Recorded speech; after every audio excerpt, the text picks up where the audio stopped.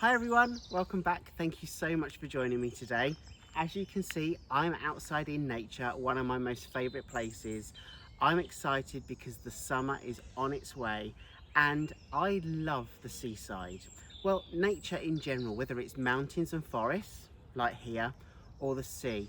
So today's creation is inspired by a wave and I'm using blues with maybe a metallic, but can you guess which one?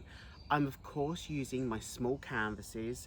I'm concentrating on smaller canvases for this series because I'm very mindful to use smaller ones because I know not everyone has a large studio to create in. So I wanted to prove that we can use any technique on a smaller scale. Anyway, enough of me rambling.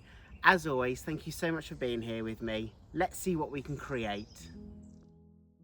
So this is the colour palette that I'm opting for.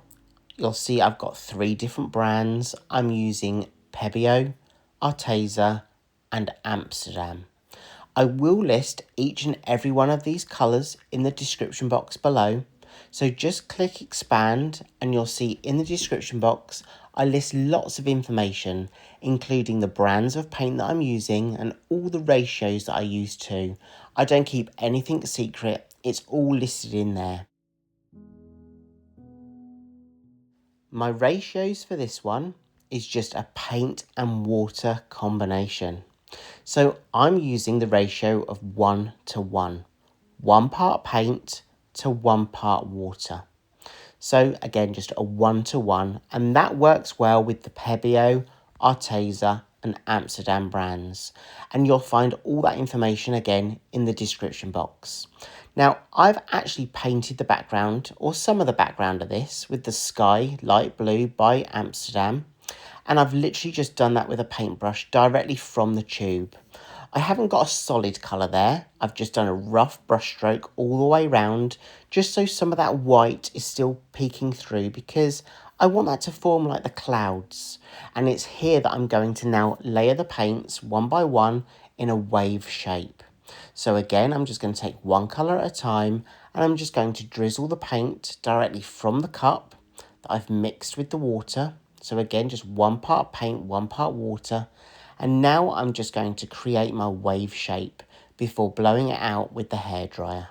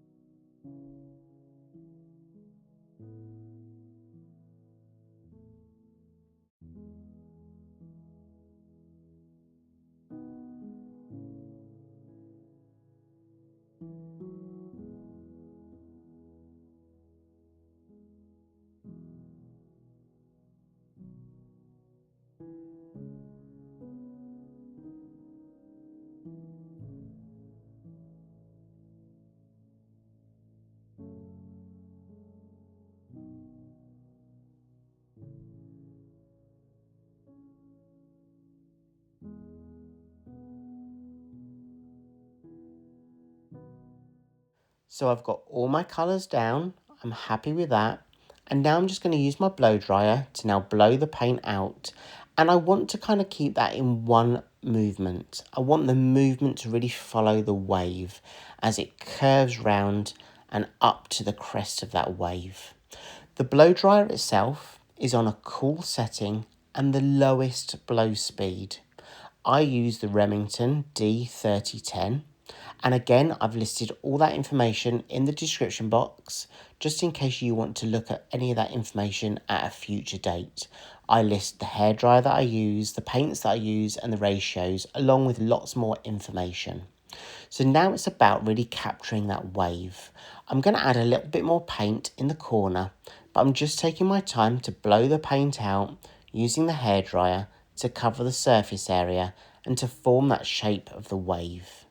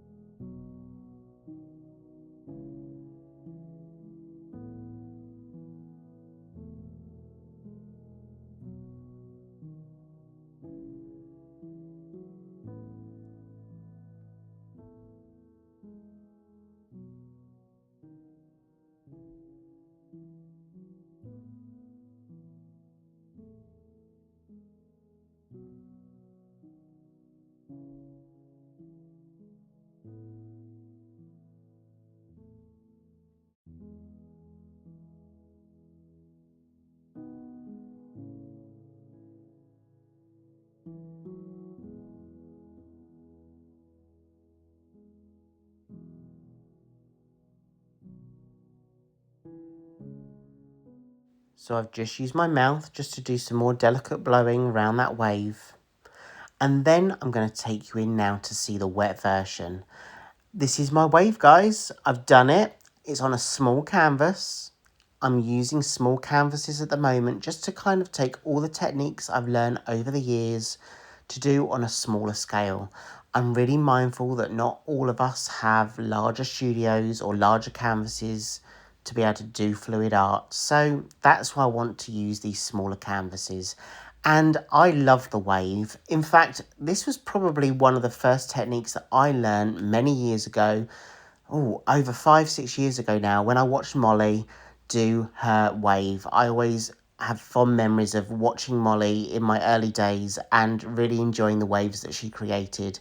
And, well, I love her work now anyway, but that goes without saying. You know, I've got many artists that I watch, and I'm just so grateful that as a community we can watch each other and learn from each other. And I hope that's what you get from these videos too.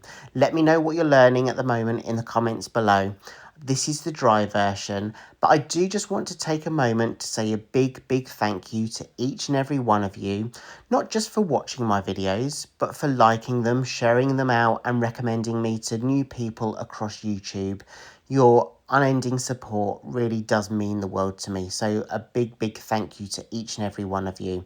And I really do hope I get to see you again in the next video.